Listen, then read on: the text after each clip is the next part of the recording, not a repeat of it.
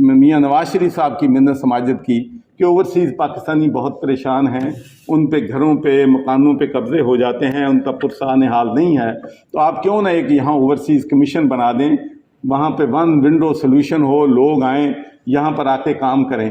تو ماشاءاللہ میں یہ تو نہیں کہتا کہ 100% لوگوں کو انہوں نے ریلیف دے دیا ہے، لیکن کم از کم میرے خیال میں 50-60 ارب روپے کی پراپرٹی جو ہے ہمارے پنجاب اوورسیز کمیشن نے لوگوں کو جو ہے وہ واپس کروائی۔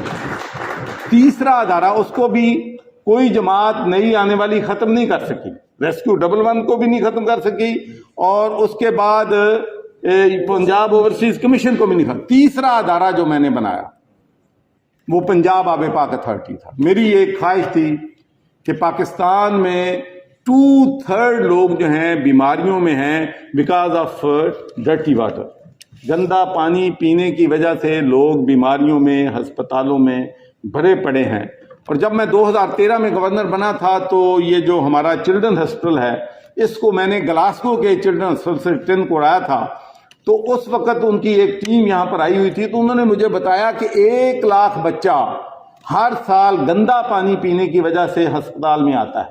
تو پھر میں نے کلین واٹر سیو لائفز کی کمپین جو ہے وہ لانچ کی، اور اس کے بعد پھر جب میں دوبارہ گورنر بنا تو ہم نے یہ پنجاب آب پاک اتھارٹی بنائی۔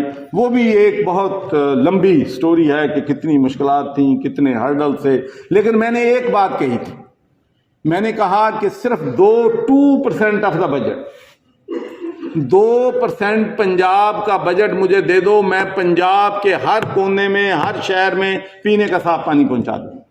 لیکن وہ بھی نہیں ملا، 3-4 ارب روپیہ ملا۔ اور یہ بات پاکستان میں عام لوگ کرتے ہیں کہ پاکستان میں کوئی ڈپارٹمنٹ بتا دو یہاں کمیشن نہیں ہوتا۔ تو میں فلٹریشن پلانٹ 20 لاکھ میں لگاتا تھا، سرور فاؤنڈیشن، حکومت 2 کروڑ میں لگاتی۔